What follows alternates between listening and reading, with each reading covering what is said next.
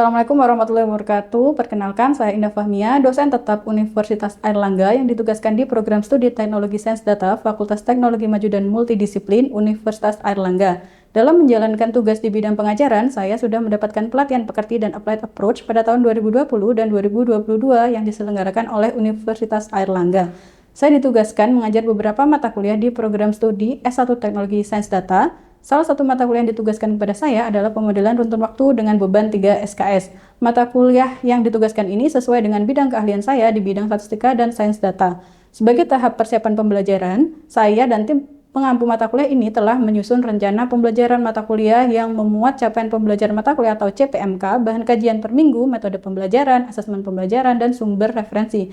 CPMK ini adalah mahasiswa mampu menganalisis data runtun waktu melalui tahapan identifikasi, estimasi parameter, diagnostik, dan peramalan menggunakan metode pemodelan runtun waktu yang sesuai untuk mendukung pengambilan keputusan. CPMK ini mendukung capaian pembelajaran lulusan atau CPL, yaitu mampu mengidentifikasi permasalahan pada domain spesifik, mempersiapkan, menganalisis, dan menginterpretasikan data, serta membangun, mengevaluasi, dan menerapkan model analitik untuk mendukung pengambilan keputusan. Mampu memilih dan menerapkan metode, algoritma, serta perangkat komputasi modern sesuai standar praktik sains data untuk menyelesaikan permasalahan analitik. Materi yang diajarkan pada mata kuliah ini adalah konsep analisis runtun waktu, model stasioner dan non-stasioner yaitu ARIMA, serta model musiman yaitu SARIMA, tahapan analisis, model identifikasi model, estimasi parameter, uji diagnostik, dan peramalan. Materi-materi ini dibagi ke dalam 16 minggu termasuk UTS dan UAS. Dari 16 minggu ini, pada minggu ke-11 saya menyampaikan materi terkait dengan diagnostic checking dan forecasting. Materi yang saya sampaikan ini sesuai dengan CPMK. Materi ini merupakan tahapan setelah identifikasi model dan estimasi parameter. Materi ini sangat penting dalam mata kuliah ini agar mahasiswa menghasilkan model yang memadai dan peramalan akurat. Dalam pembelajaran, mahasiswa juga menggunakan software seperti R atau Python dalam melakukan analisis sebagai bentuk kreativitas dalam penyampaian materi sehingga tidak hanya perhitungan secara manual. Interaksi selama perkuliahan dilakukan saat perkuliahan di kelas dan menggunakan hebat e-learning dalam pemberian materi, pembelajaran, tugas, dan ujian. Inovasi pembelajaran yang dilakukan adalah metode pembelajaran dalam bentuk case-based method dan project-based learning. Mahasiswa diberikan tugas dari kasus nyata dengan data runtun waktu dan didorong berperan aktif dalam perkuliahan dan bekerjasama dalam tim. Hal ini ditunjukkan dengan asesmen yang dilakukan. Asesmen pembelajaran dibagi menjadi beberapa bentuk, yaitu tugas individu dan kelompok, ujian tulis, presentasi proyek kelompok, penyusunan laporan dan poster, serta soft skill yang dinilai dari keaktifan dan kedisiplinan mahasiswa. Asesmen ini dapat dikelompokkan menjadi 5, yaitu tugas 30%, kuis 15%, UTS 20%, UAS 20%, dan soft skill 10%. Asesmen ini digunakan untuk mengukur capaian pembelajaran mata kuliah, capaian pembelajaran mahasiswa dalam mata kuliah ini.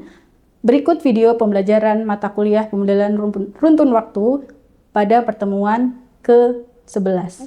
Assalamualaikum warahmatullahi wabarakatuh. Selamat pagi semuanya. Pagi, Bu. Semuanya sehat ya? Alhamdulillah. Hari ini kita akan melanjutkan materi perkuliahan pemodelan runtun waktu dengan materinya adalah diagnostic checking dan forecasting. Materinya sudah saya upload di Hebat juga. Sebelumnya mungkin sudah ada yang membaca. Jadi materi ini adalah kelanjutan dari materi sebelumnya, yaitu terkait dengan estimasi parameter. Sebelum itu mungkin saya mau menanyakan terkait dengan materi sebelumnya, estimasi parameter yang sudah dipelajari. Ada apa saja metode untuk estimasi parameter? Mungkin ada yang mau menjawab? MLE, oke. Masih ingat? Insya Allah ya, karena masih minggu lalu ya.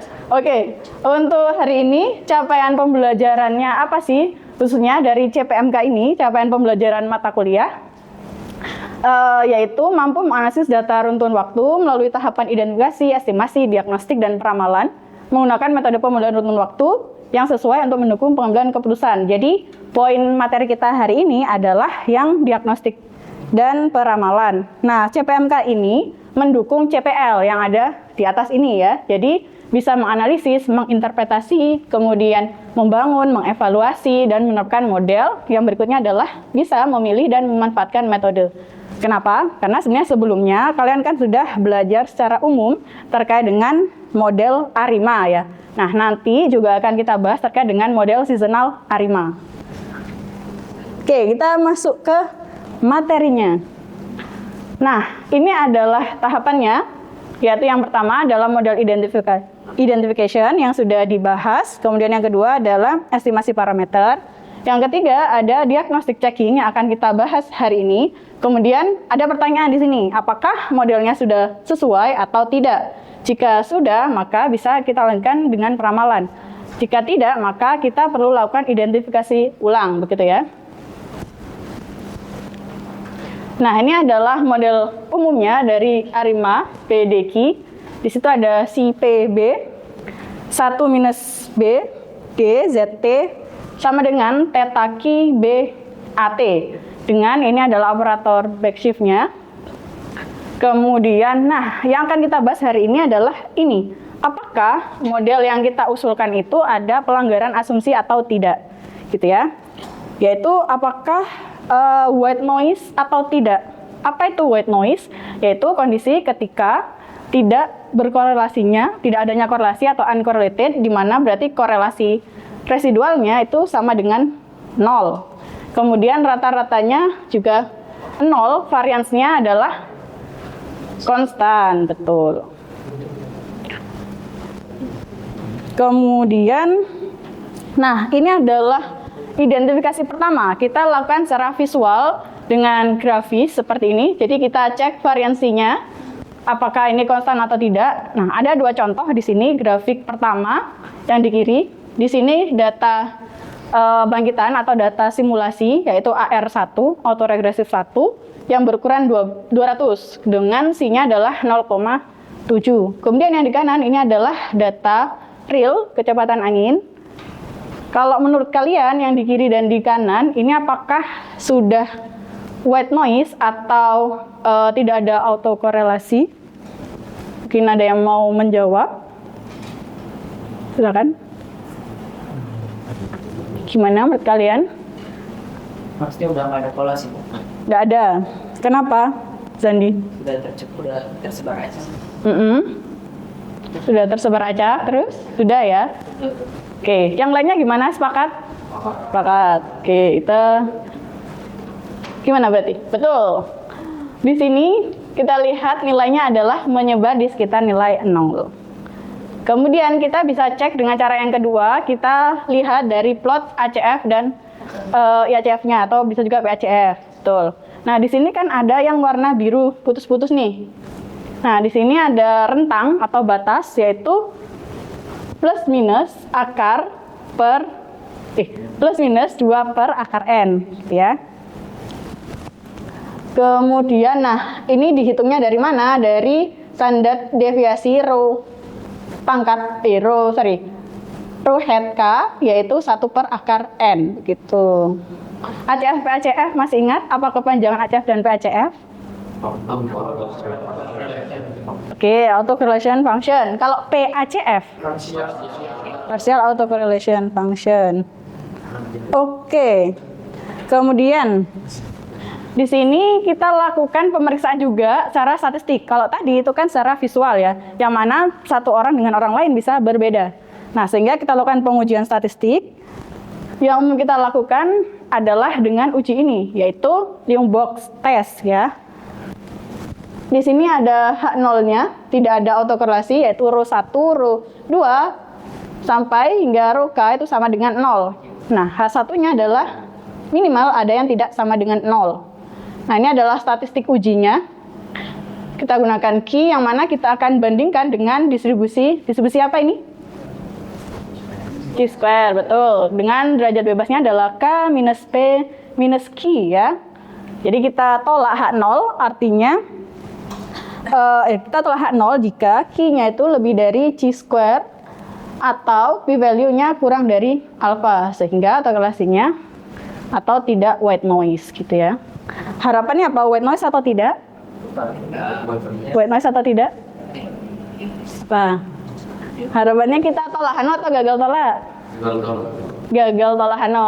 Jadi harapannya adalah tidak ada autokorelasi, betul. Oke, kita akan coba melakukan pengujiannya. Di sini kita bisa gunakan R.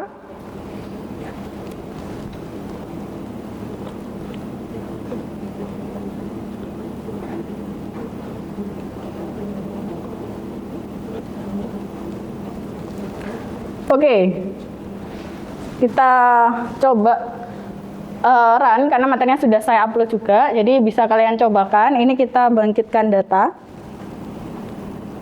yang tadi ya, yaitu 200. Kemudian kita coba fit dengan AR1. Jadi P-nya sama dengan 1, D-nya sama dengan 0, Q-nya sama dengan 0. Kemudian di sini kita uji dengan Yungbox ya. Yungbox di sini. Nah, outputnya adalah seperti ini. Jadi p-value-nya, kalau kita lihat p-value-nya saja 0,7416. Boleh angkat tangan, berarti ini tolak H0 atau gagal tolak H0? Coba angkat tangan, saya ingin tahu. Ya, silakan, Bismo.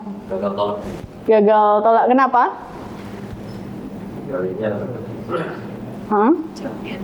P-value-nya kenapa? Lebih dari 0,05. Berarti artinya white noise atau tidak?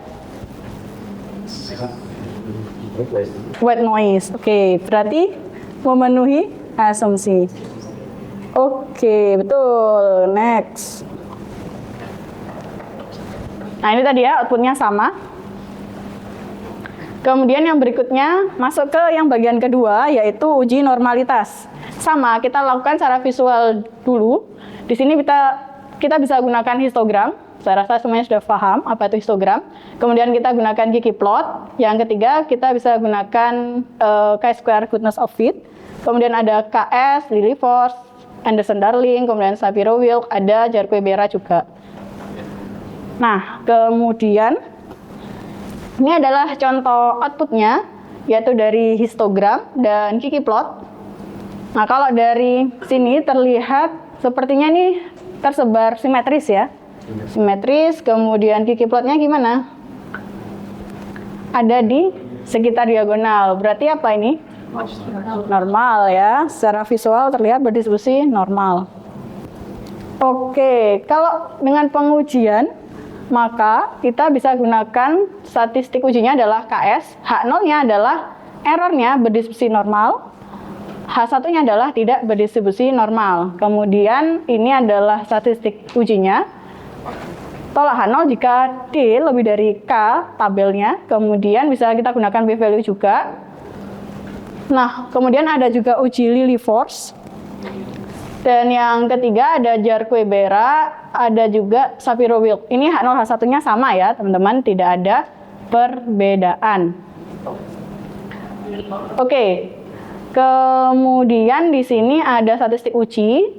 Kemudian, nah, kriteria tolak H0-nya berbeda ya untuk masing-masing statistik ujinya. Distribusinya juga demikian berbeda. Kalau yang sebelumnya tadi itu kan KS ada tabelnya sendiri, kemudian SW itu juga demikian. Nah, Jarque-Bera ini kita bisa dekati dengan distribusi chi-square ya. Jadi nanti bisa dibandingkan dengan distribusi chi-square. Oke, kita coba lakukan dengan R. Nah, ini adalah outputnya ya, sudah saya tampilkan di sini. Coba kita perhatikan, ini adalah hasil dari KS testnya. Ini ada D, kemudian ada p-value, ada Lilly force, kemudian ada AD test, Shapiro, dan juga Jarque-Bera.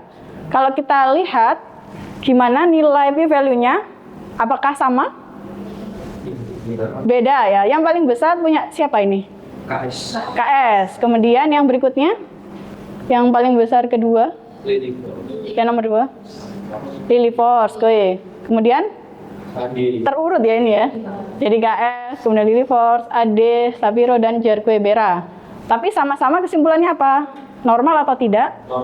Normal, betul. Karena nilai p-value-nya lebih besar dari alfa. Berarti memenuhi asumsi normalitas.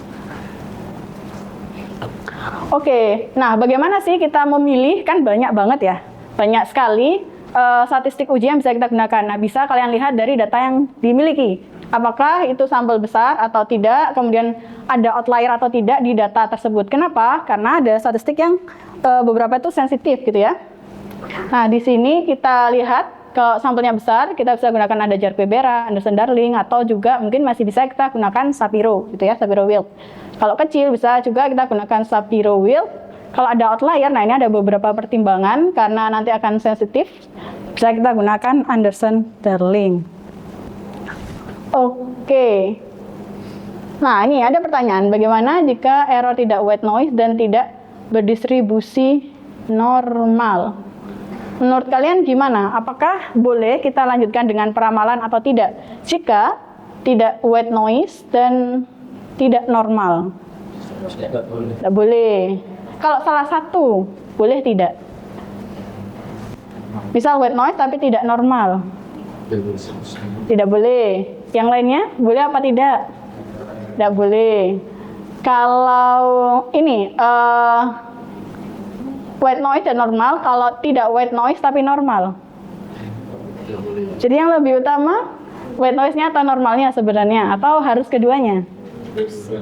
Harus dua-duanya. Oke, nanti berarti kita harus lanjutkan dengan diskusi berikutnya. Oke.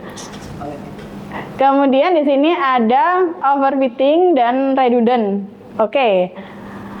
Menurut kalian, apakah semakin banyak parameter itu akan lebih baik atau tidak selalu?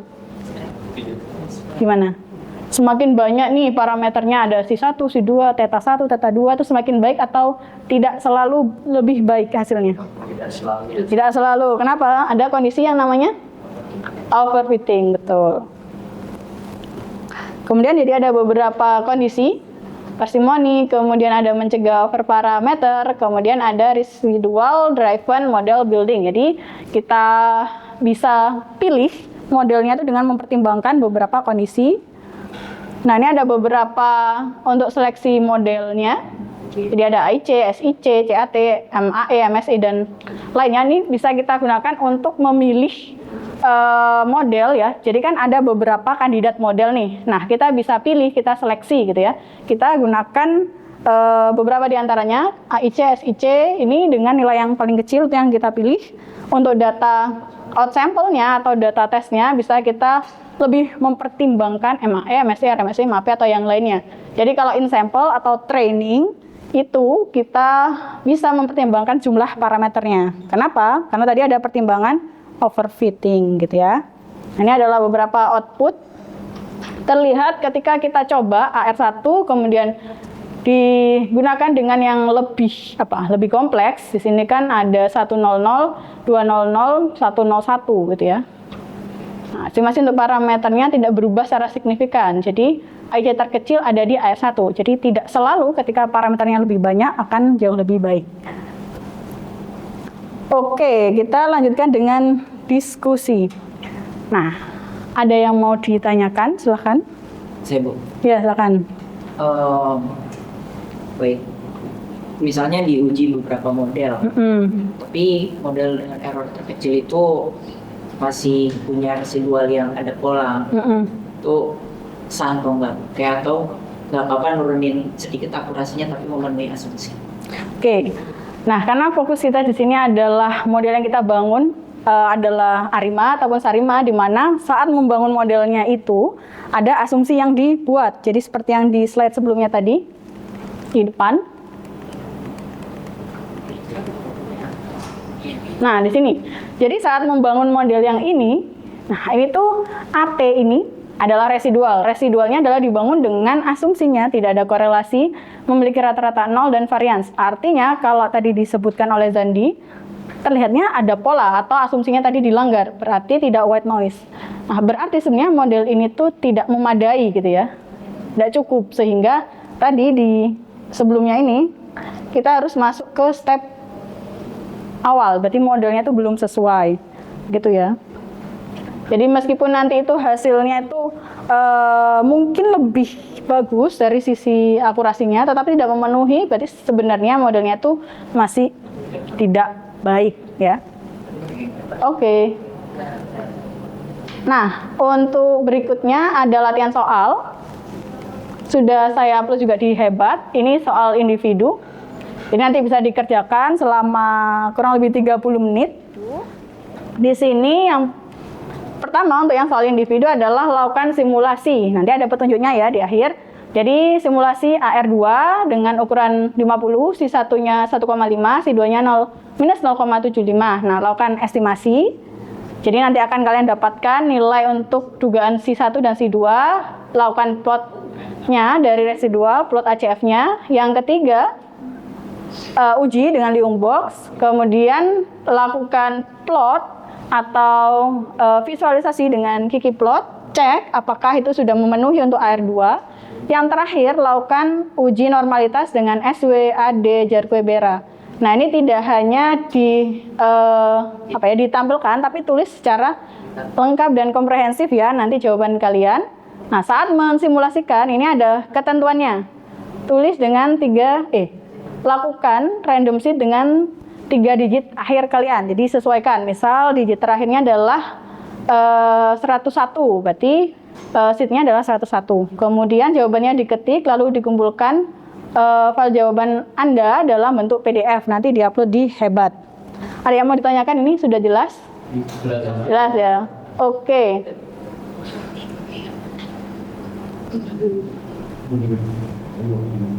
Kemudian yang berikutnya adalah ini tugas berkelompok. Jadi selama break nanti kalian bisa berkelompok maksimal 3 orang dengan teman satu kelas. Jadi kelompok ini 3 ya, jadi nggak boleh yang cuma sendiri, jadi boleh 2 atau 3. Kemudian lakukan analisis runtun waktu data wisatawan mancanegara, ini dari data real ya. Kalian bisa akses di Hebat. Kemudian isinya apa? Jadi isinya nanti adalah mulai dari identifikasi, estimasi, diagnostik, seleksi model, dan terakhir adalah di peramalan. Tenang, nanti kalian nggak usah bingung, sudah ada template-nya ya. Apa saja yang dituliskan di sana. Nah, terakhir nanti bisa dikumpulkan dalam bentuk PDF di Hebat. Kalau tugas kelompok ini nanti bisa dikumpulkan maksimal sebelum perkuliahan setelahnya ya. Kalau yang tugas individu ini dikerjakan di kelas sebelum kita masuk ke materi berikutnya, yaitu terkait dengan forecasting. Jadi kalau yang tugas kelompok ini harus sudah sampai peramalan gitu ya. Sehingga ini harus kita selesaikan dulu materi kita hari ini. Seperti itu. Untuk tugas kelompoknya, kira-kira ada yang nggak dapat kelompok? Dapat ya. Nanti Komting bisa mengkoordinasikan ya teman-temannya. Kemudian, nah untuk materi forecasting ini akan kita lakukan setelah kalian mengerjakan tugas individu tadi. Gitu ya. Oke, silakan dikerjakan dulu. Terima kasih.